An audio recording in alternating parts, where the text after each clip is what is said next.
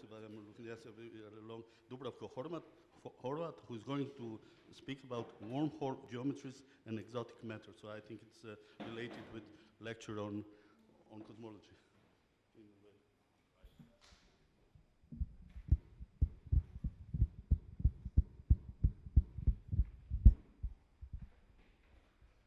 Okay, my name is Horvat. I'll be talking about this wormhole geometries. I want to thank organizer to give me the opportunity to talk about this rather, well, exotic topic. The work is done in collaboration with my two colleagues, Ilijić and Narančić from University of Zagreb. Here is the abstract. Wormholes are tunnel-like tubes, or structures which could connect different universes or separated regions of one universe. And there is a nice kind of situation now because we have one science fiction movie, Interstellar, which is in a way connected with today's talk. We'll see later why. So central reference is this first one, where I would like to emphasize this guy here, Thorne, because this paper, which was published in American Journal of Physics, rather untypical journal for original scientific work, and this Morris was was his student. And this paper triggered new research, although this is not the first thing, the first paper which mentions these wormhole structures.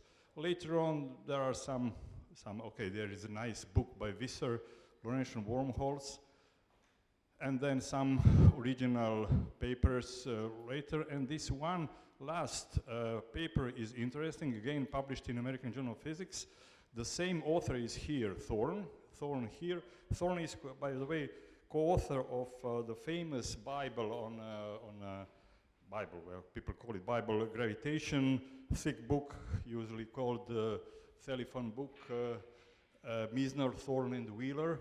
Wheeler is a guy who invented the word, or who introduced the wormhole, the term, and also he coined this black hole thing.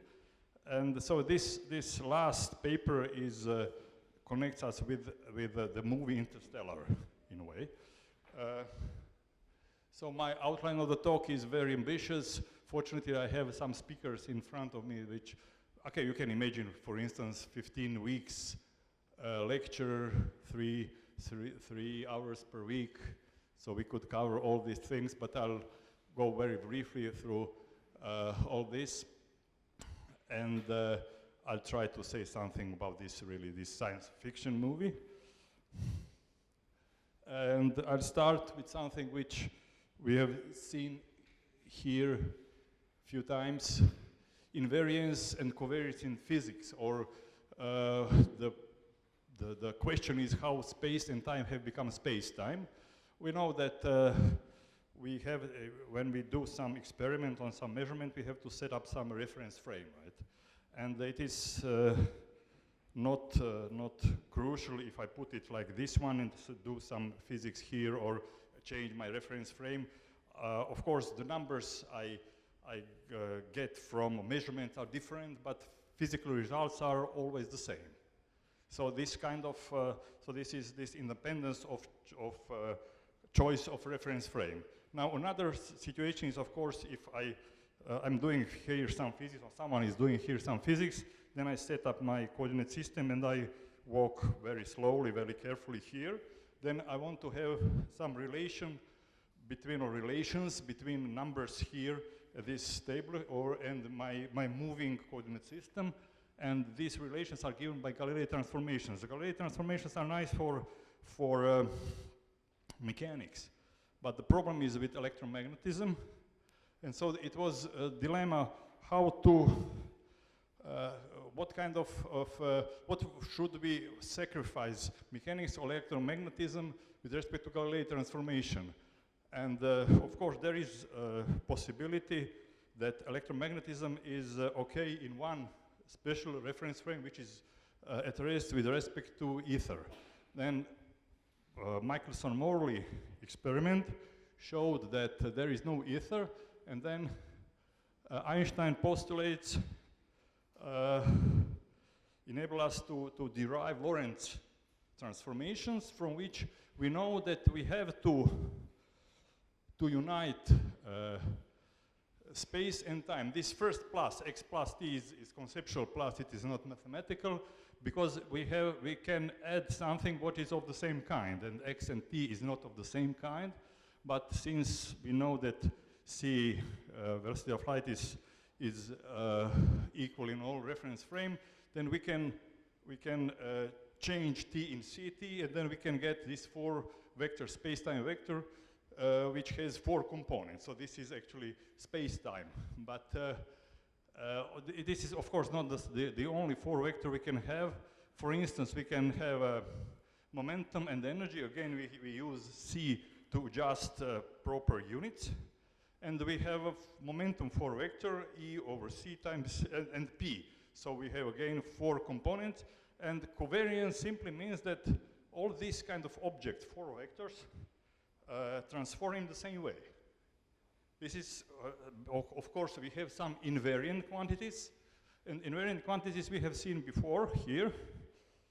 Where is it? Okay, well, this was kind of a framework for a special theory of relativity. And now we go further and try to include gravity.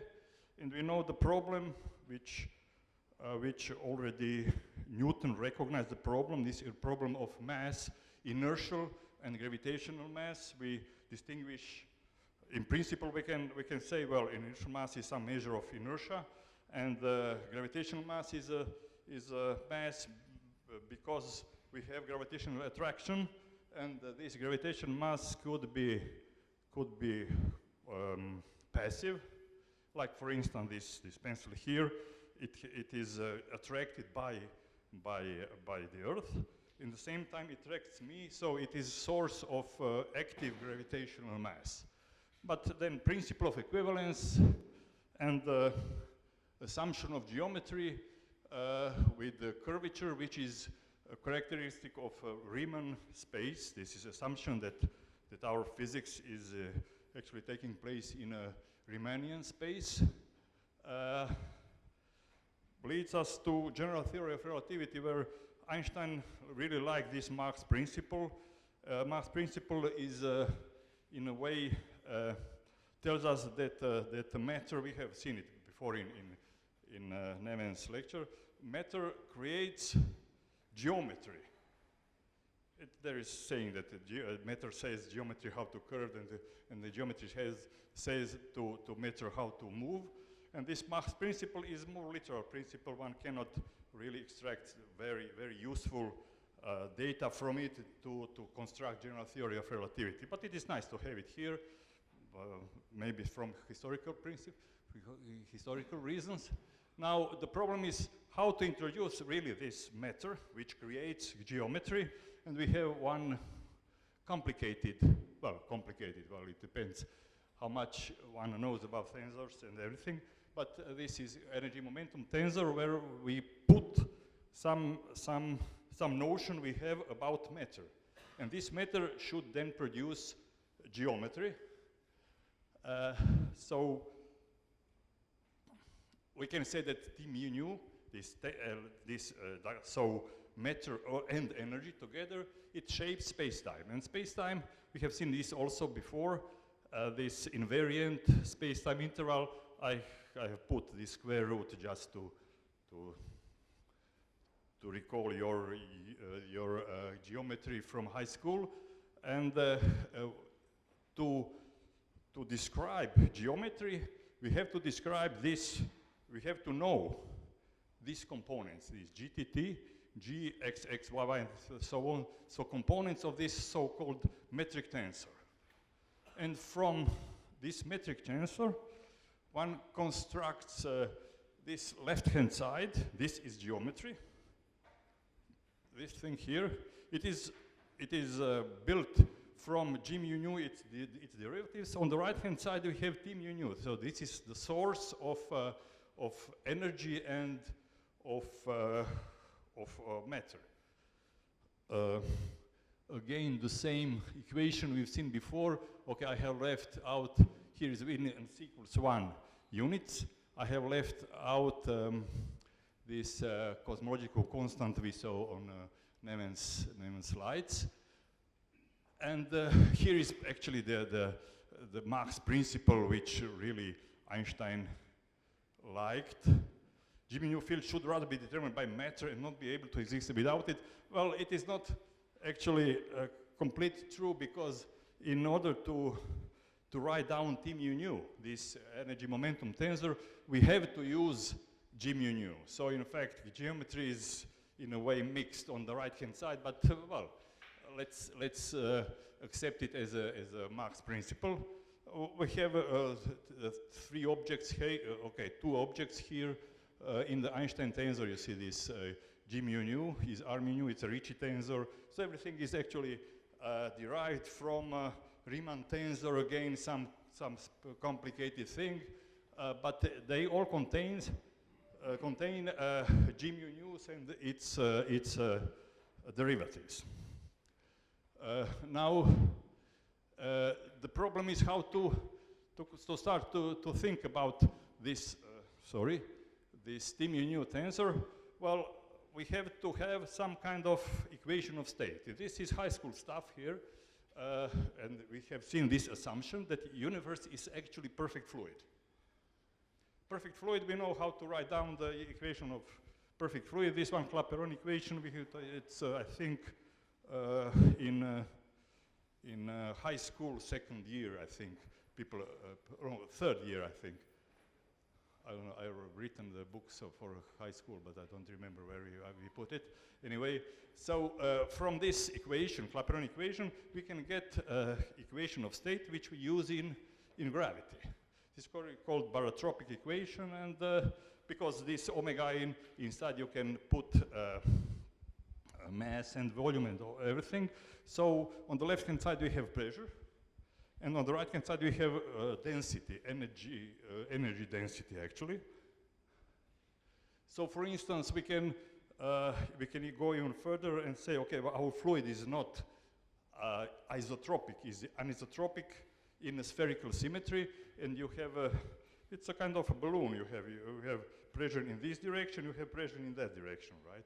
If it's spherically symmetric, then this direction, that direction is equivalent, but this direction and that direction is of course not. So you have this kind of anisotropic fluid, and assuming spherical symmetry, which is very nice because it reduces your equations on in just one variable. I can write this infinitesimal space-time interval in that way. Well, we've seen this in a similar versions before, and what is important is this central term, second term, dr squared over 1 minus br of r. So this is assumption of a spherical symmetry. It's one would say it's very natural symmetry because we live on a sphere or something like that. Everything around it's going in a circle, so it is quite natural symmetry, one could say. Now, but looking at this second term, one can see that there could be a problem. If b of r equals r for some special r, then you get 1 minus 1. 1 minus 1 is 0, so if you divide something by 0, you are in trouble. You get something what is completely crazy, and people call it infinity. So we want to simply avoid this infinity, and also there could be problem with r equals 0. So we impose some conditions, and these conditions will lead to solution of the problem, which looks like that. And it is important to note that here this curve ends this is 0.2. Here is 0.1, here is 0. So it is actually avoiding 0.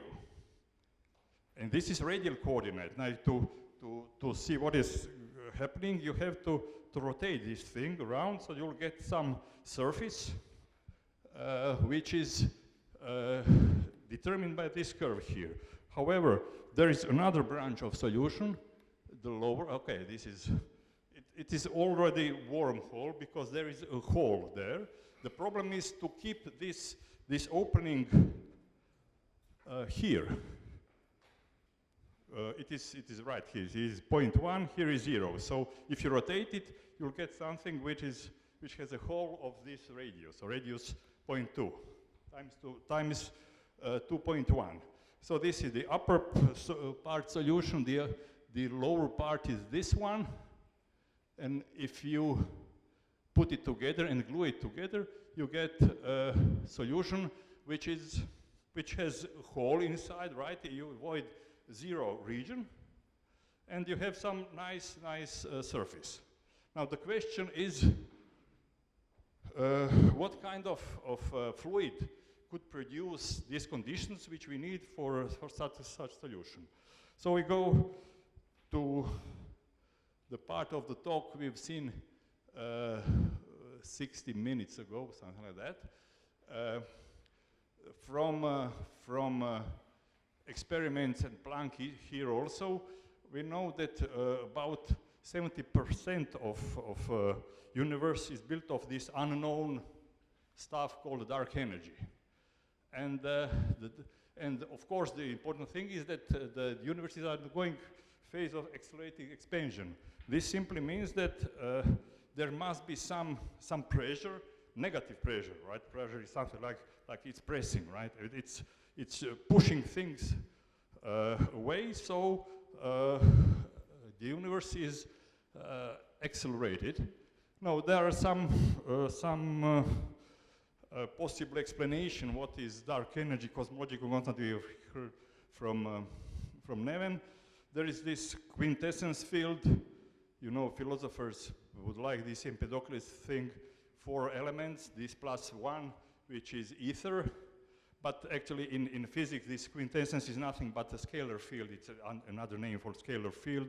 It could have different self-energy, self-interacting potentials and everything. So also Chaplygin gas and different things which would produce this negative pressure. Now, if we recall this equation of state, which stemmed from our high school physics, then for this omega, which is sitting in front of rho, remember P is pressure, rho is energy density. For omega equals -1, it is actually cosmological constant, term which I left out. Neven wrote it for me, so that's nice. For quintessence models, we have this range of omega, but there is one interesting, exotic situation where omega is less than -1. Why is that so unusual? Because if we take this T mu nu I showed you before, that it consists of rho, components are rho and pressures. And from conservation of this quantity, this quantity which is conserved in physics, you get this inequality. Normal matter should follow this inequality. And this is called null energy condition. It's a technical expression. And but if you remember that omega is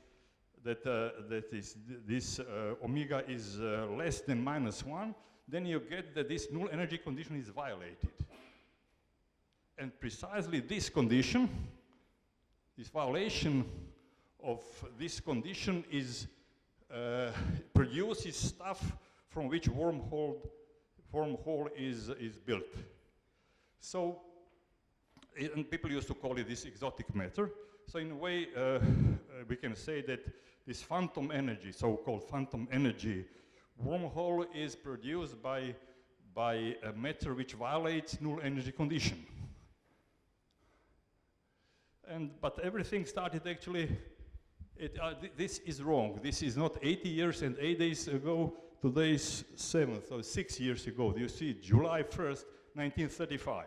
It's a paper by Einstein and Rosen. This the same guy, EPR Rosen. They tried to solve the problem of elementary particle in general relativity, and they constructed kind of handle in space-time similar to this what I showed you before.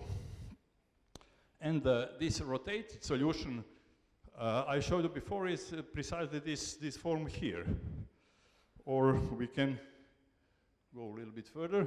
We call this wormhole throat. The idea is to keep this throat open.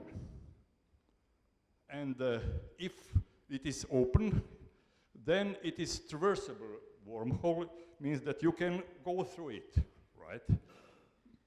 You have two mouths, upper and lower, and wormhole throat. And if it is open, then you can use it in the movie Interstellar. And maybe you've seen this film, movie, if you haven't, you can find it. Well, you can find it. You cannot find it, you can steal it from the web. And the guy is McConaughey, his name, some famous actor. The problem on the Earth is that the climate is changing, and the problem is dust, I don't know. I haven't seen the whole movie, or some part of it. And the people have discovered some kind of anomaly, they call it. Anomaly is actually the other word for wormhole, and they want to go through this wormhole, like you see, here is another universe there. And you can go, you can follow these lines here, and you can, from wormhole mouth, which is our universe, you can go to another one. And in the movie they did it, really. They found something, I don't know, remember what exactly, but certainly the problem is that they have kind of a possibility to keep this mouth open, the throat open. And so this is actually the Interstellar, the brothers Nolan. And what is interesting that Thorne, the guy who really knows about everything about gravity, was asked to participate in making this movie, so to make it as scientific as possible. And people claim that this is really the best movie when you can see black holes and everything. He did it. There is a company called Double Negative. It is so special visual effects, not only for gravity, for different, I don't know, fireworks or some I don't know, some other things in movies. And this Double Negative company, together with Thorne, helped to make this movie, which is, and it is described in this paper, American Journal of Physics. You can find it in archive. It's free, this collection of preprints. There are very nice list of references, but of course this is not the first attempt to visualize the wormhole. There is another one already more than 20 years old. The guy Roman also is participate very actively in a wormhole physics. The other one, Miller, there is also visual appearance of Morris Thorne wormhole. And it is a nice combination of physics and entertainment, right? But it is always, it should be always here somewhere. So maybe, okay, bro, let me go. There are some remarks, but the problem is how to produce wormhole. Actually, the topology of space, which is a rather complicated thing, has change going from one space to other, so this is problem by itself. Now, is it possible for time travel using wormhole? In principle, yes. But then, okay, you have to connect, put one mouth to one part of universe, the other to the other one, and there should be difference in gravitational potentials. So, time goes at one point in one pace, on the other point in the other pace. So it is in principle possible to use wormhole as a time machine. And okay, the third one is rather tricky. Of course, if you go in the past, you can prevent yourself to be born, and that's there is this chronology protection. It is conjecture made by Stephen Hawking. Einstein also didn't like this idea of time travel, because in his time people discovered that some solutions are possible, that you can have solutions which brings you back in time. And this conjecture seems to say that it is not possible, but it is not quite clear how to. This is just conjecture. No one has proven this chronology protection. This simply means you cannot go in the past and I don't know, to kill your mother, and then you are not here anymore. So it is something what is completely crazy. So there are some conclusions. To produce wormhole, we have to have this exotic matter. It may be somewhere here, because it is dark, we don't see it, right? So maybe it is even here, but we are not aware of it. If we have technology, we can collect it, we can produce a wormhole, then we have to add some more of this to keep it open, to be transversable. And then the third one is right. I mean, it's a nice topic, and of course the fourth one is very, very interesting, because people are making money using this concept. Even Zoran, because he wrote a book, and at the end I would like to show you some references which I've mentioned already. Einstein-Rosen, that's the thing where everything started, 1935. Then Wheeler describes in his autobiography these geons and some solutions of General Theory of Relativity, where he introduced this term wormhole. Interstellar is this movie, and Kip Thorne wrote the book Science of Interstellar, again in the same year as a movie went out. And there is also this reference I mentioned. It's not written here, American Journal of Physics, so archive it may be more attractive, because you cannot download from American Journal of Physics. They are really protected. And there is a nice paper, this where Mathematica program is used to show how you can this is animation, so forming of wormhole. This is nice, very nice. Also, the last Miller and Liminet is a nice paper about interstellar, but of course more on physics of interstellar. And again, the same paper which triggered the new wormhole research. Again, these Lorentzian wormholes. And well, that's it. This last Woodward, it's a very nice book, also written by an expert in physics, and also very nice text one can really read. And that's it. Thank you.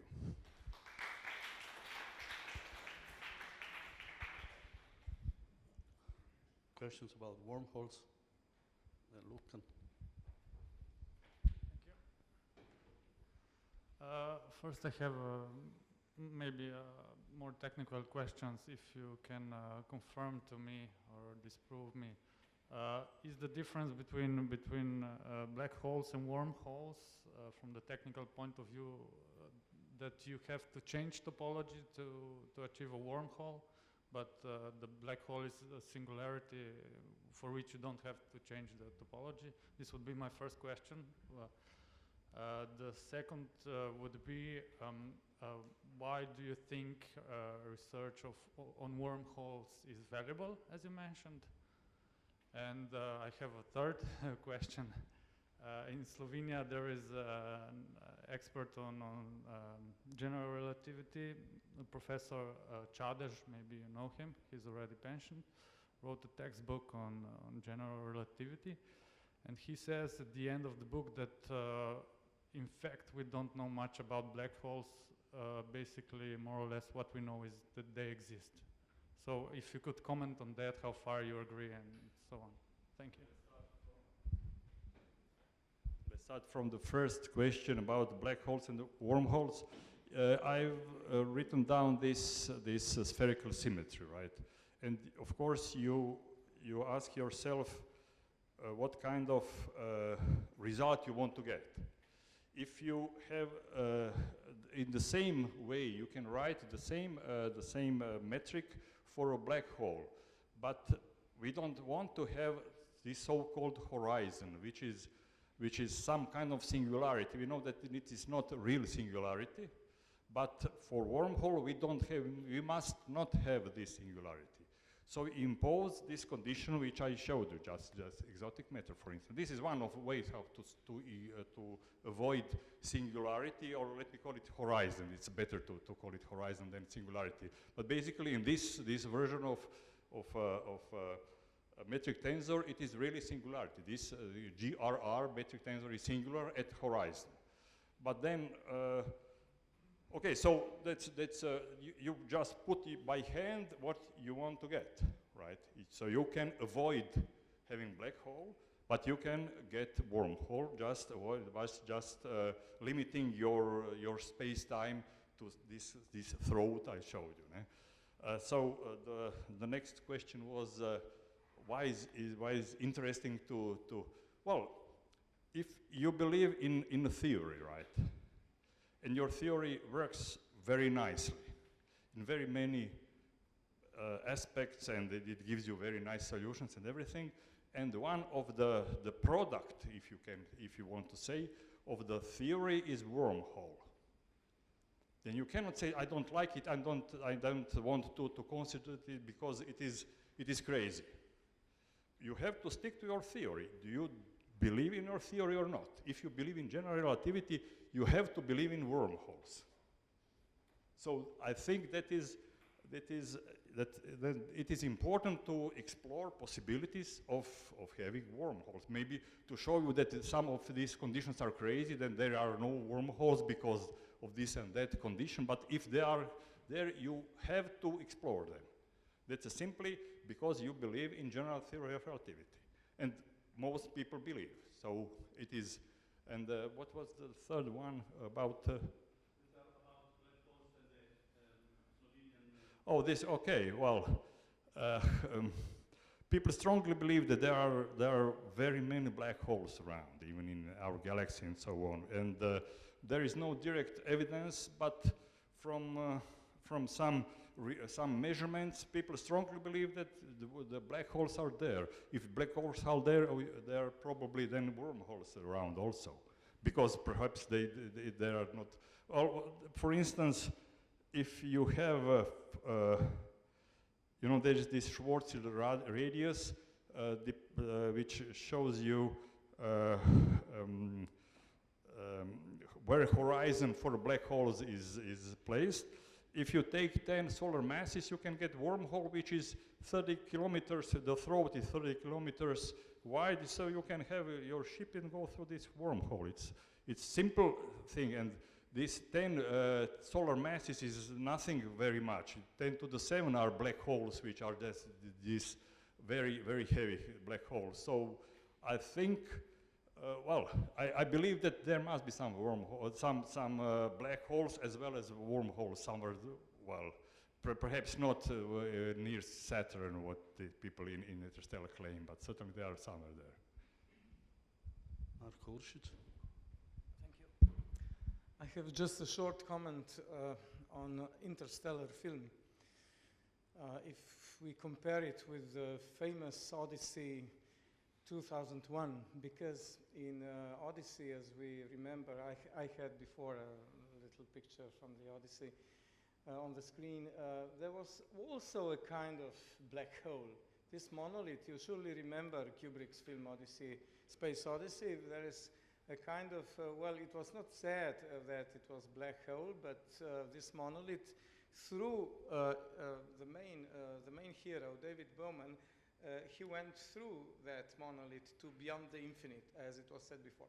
But my point is that this is exactly in this film Interstellar, or maybe it's not the point to comment concerning film here, but anyway, you mentioned it. It's one of your references, this film.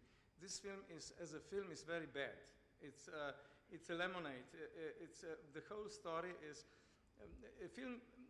It doesn't help that Kip Thorne. It helped from the physical point of view.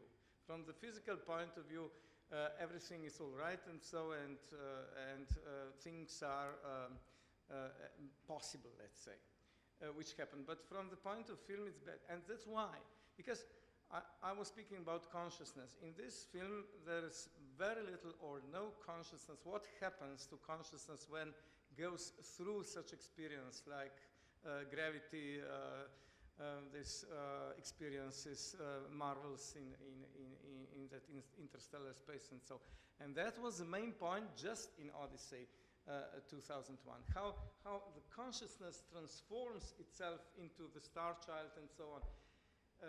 Maybe it's not, well, it's just a remark. It's not a question. I probably you agree with me, but this film Interstellar, I have seen it, of course, and it's a great spectacle. But more than that, this whole love story, but it's not the point here, but so much reflection is it in this film concerning time, concerning the relation between consciousness or, let's say, mental events and time and so on. It's just a spectacle. Well, as a spectacle, it's all right, and physically, it's possible, probably. I'll just comment on your comment. I'm not advocating this movie. I mean, it's interesting that the guy who is really expert in physics and in gravity and in all these things, maybe it's because of the money. I don't know. But I don't think so, because, well, I've seen Thorne, it's a very nice guy. I don't believe that he has sold his soul for a bunch of dollars, but okay, it's hard to say. Anyway, maybe it's crazy film. I don't know.